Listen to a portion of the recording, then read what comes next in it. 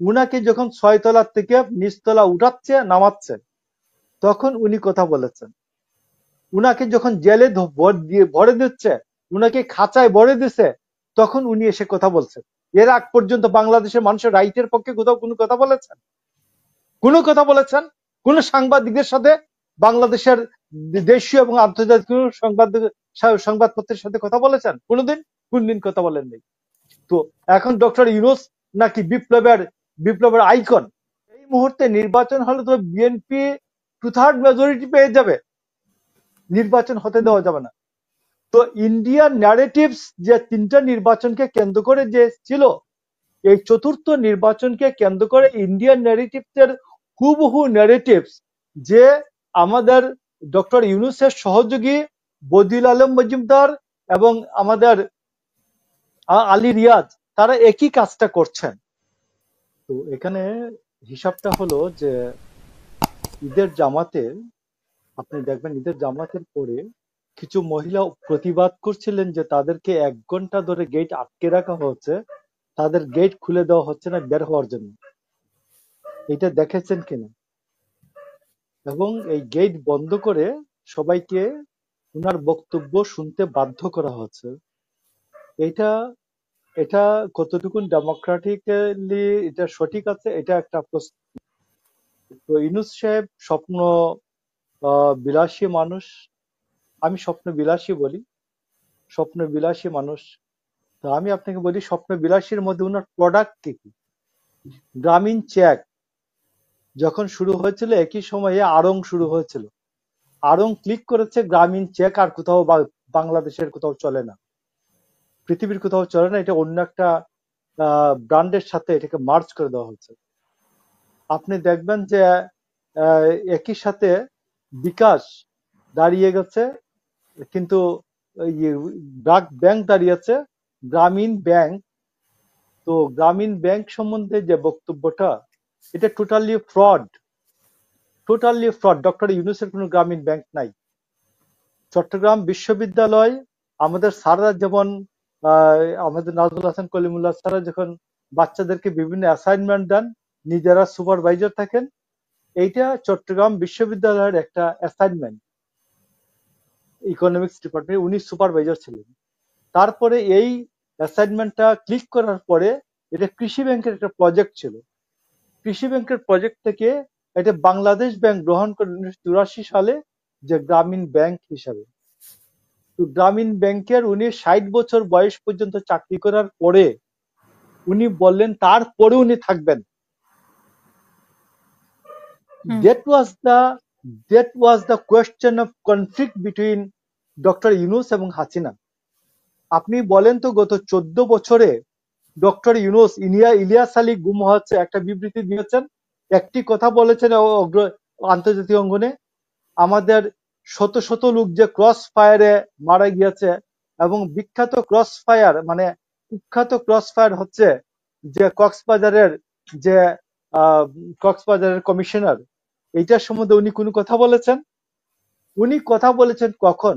উনাকে যখন 6 তলা থেকে নিচতলা উঠাচ্ছে নামাচ্ছে তখন উনি কথা বলেছেন।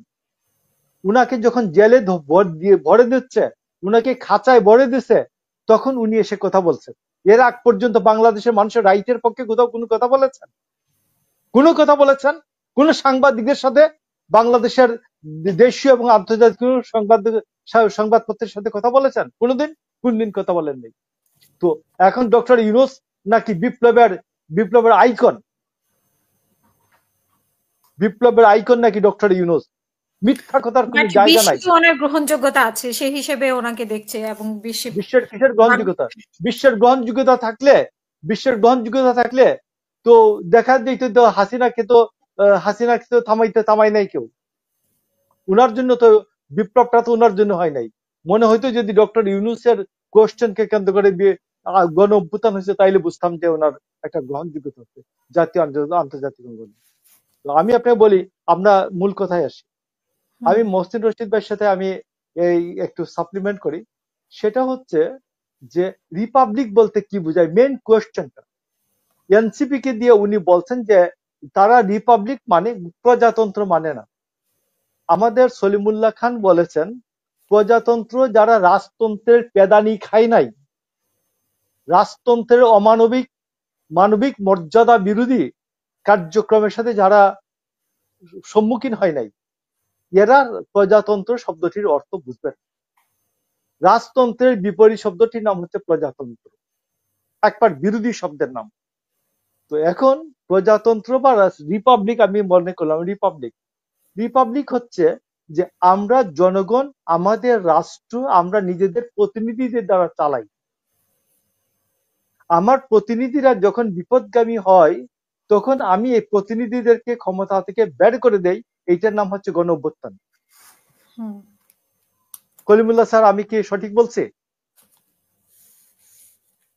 এখন গণ অভ্যুত্থানের পরে আমরা কিছু লোকজনকে দায়িত্ব দেই আরেকটা প্রতিনিধি নির্বাচনের জন্য।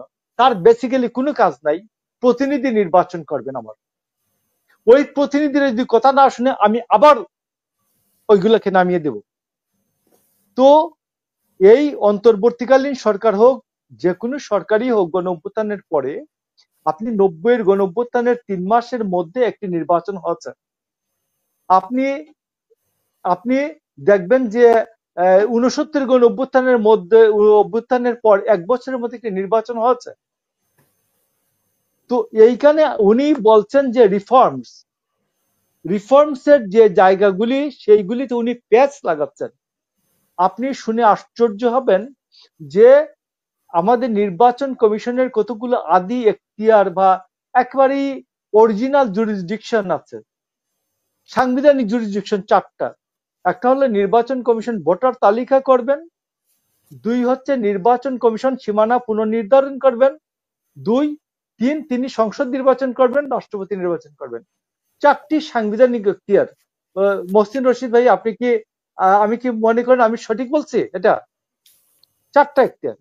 ডক্টর ইউনূস তার কমিশনকে দিয়ে রিপোর্ট দিয়েছেন যে এই 4টা এখতিয়ারের মধ্যে 2টা এখতিয়ার বাইরে দিয়ে দিতে হবে।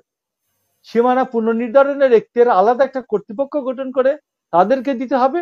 আর এই যে আমাদের ভোটার তালিকা, এইগুলি একটা রেজিস্ট্রেশন কর্তৃপক্ষ করে তারা ওইসব তালিকা করবে, ডাটাবেস করবে এবং একটা ন্যাশনাল আইডেন্টিটি জাতীয় পরিচয়পত্র তারা দিবেন। কথাটা শুনবেন।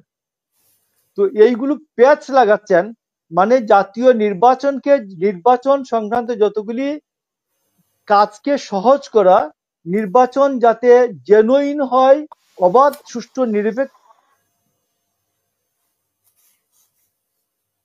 দ্রুত আর পেছনের দিকে নিয়ে যাওয়ার জন্য উনি কাজ করছেন। তো এই জন্য আমরা আপনার যে আজকে সাবজেক্ট নির্বাচন পেছানোর ষড়যন্ত্র দেখি। তো আমি আপনাকে বলি যে আমি আমার পয়েন্ট আমি মেক করি। আপনি দেখবেন 2013 সালে সুজাতা সিং এসে বললেন যে এরশাদ সাহেবকে যে আপনারা যদি নির্বাচনে না যান এবং হাসিনার অধীনে নির্বাচন না হয় তাহলে একটা জেনুইন নির্বাচন হলে বিএনপি এবং জামাতে ইসলামী এরা ক্ষমতায় চলে আসবে। দ্যাটস ওয়াই একটা জেনুইন নির্বাচন হতে দেওয়া যাবে না।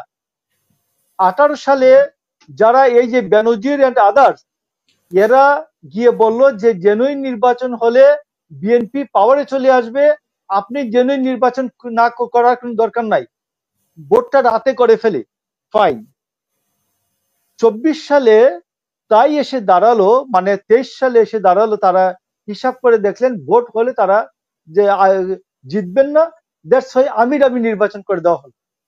এখন ডক্টর ইউনূসের বক্তব্য হলো, ডক্টর ইউনূসের বন্ধু বা জুনিয়র আমাদের বদিউল আলম মজুমদার, তিনি বলেছেন এই মুহূর্তে নির্বাচন হলে তো বিএনপি 2/3 মেজরিটি পেয়ে যাবে, নির্বাচন হতে দেওয়া যাবে না।